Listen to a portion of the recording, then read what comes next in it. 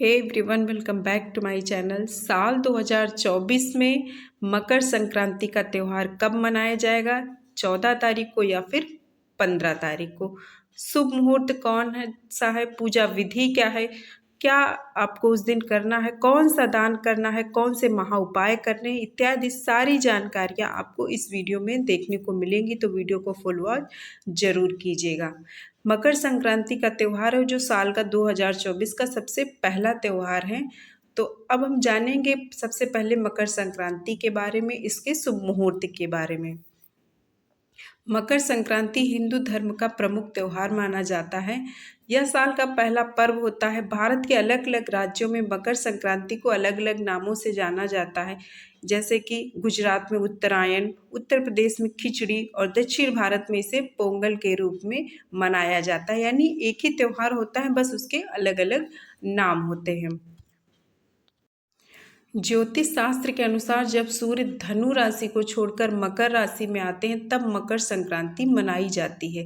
यानी सूर्य का मकर राशि में प्रवेश करना ही मकर संक्रांति कहलाता है। तो यानी जब मकर राशि में सूर्य भगवान प्रवेश करते हैं तभी मकर संक्रांति होती है। तो अब हम जान लेते हैं कि इसका महत्व सबसे ज़्यादा क्यों है और इस साल मकर संक्रांति 2024 में कब है, इसकी पूजा विधि, महत्व और खास उपाय के बारे में। तो मकर संक्रांति का जो महत्व वो अन्य संक्रांतियों के बदले इसलिए सबसे ज़्यादा होता है क्योंकि इस दिन सूर्य अपने पूर्ण तेज और वेग में वापस आ जाते हैं और राशियों पर शुभ प्रभाव डालते हैं। यही कारण है कि मकर संक्रांति के दिन सूर्य देव की पूजा का विशेष महत्व भी होता है और उसका लाभ भी होता है। तो सूर्य देव की बहुत ही विशेष पूजा की जाती है मकर संक्रांति के दिन। हाँ, पूरे साल हर महीने संक्रांति होती है, लेकिन ये मकर संक्रांति का सबसे खास महत्व होता है। तो अब हम जानेंगे शुभ मुहूर्त के बारे में। तो पंचांग के अनुसार 15 जनवरी को मकर संक्रांति का पर्व मनाया जाएगा। यानी साल 2024 में मकर संक्रांति का त्यौहार है वो जो 15 तारीख को होगा, क्योंकि 15 जनवरी 2024 को प्रातःकाल 2:54 पर धनु राशि से निकलकर सूर्य भगवान मकर राशि में प्रवेश करेंगे। इसलिए मकर संक्रांति का त्यौहार 15 जनवरी को ही मनाया जाएगा। अब जान लेते हैं इसका जो पुण्यकाल यानी सबसे जो शुभ मुहूर्त है वो क्या है। उसी समय पे आपको इसके खास उपाय करने हैं और सारे जितनी आपको पूजा विधि करनी है ये सारी चीज़ें आपको एक शुभ मुहूर्त में करनी है। तो अब हम इसका एक शुभ मुहूर्त जान लेते हैं। तो संक्रांति का जो पुण्य काल मुहूर्त है वो है 15 जनवरी को सुबह में 7:15 से शाम को 5:46 तक है। और इसका जो महापुण्य काल है वो है 15 जनवरी को प्रातःकाल 7:15 से सुबह में 9 बजे तक। अब जान लेते हैं इसकी पूजा विधि। तो मकर संक्रांति के दिन आपको सूर्योदय में यानी बिल्कुल ब्रह्म मुहूर्त में आपको उस दिन सुबह बहुत जितना जल्दी हो सके उठना चाहिए और किसी पवित्र नदी में आप जाकर जरूर स्नान करें अगर हो सके।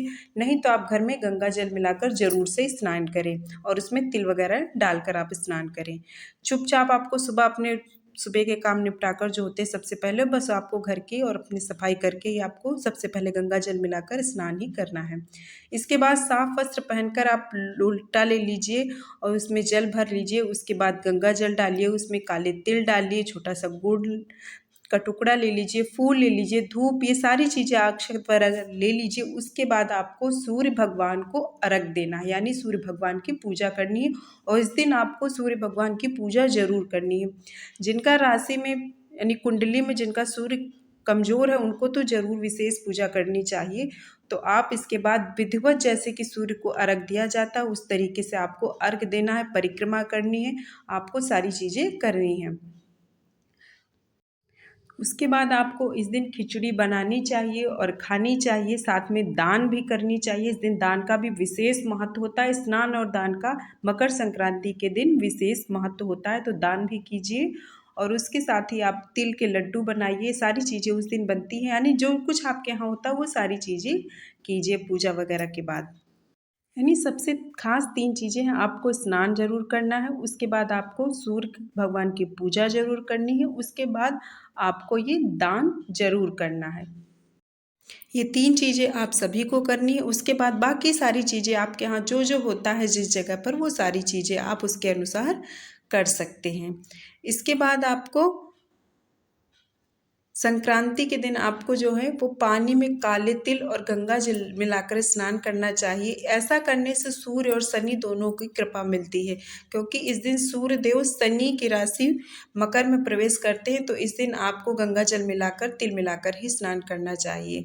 उस दिन आपको मकर संक्रांति के दिन सूर्य देव को अर्घ देना बहुत ही शुभ होता है। जैसे कि हमने पहले ही बताया, आप ये सारी चीज़ें मिलाकर आप सूर्य भगवान का जाप करें, उनके मंत्रों का जाप करते हैं। आपको कुछ नहीं आता तो ओम सूर्याय नमः मंत्र का जाप करते हुए सूर्य को अर्घ जरूर दें।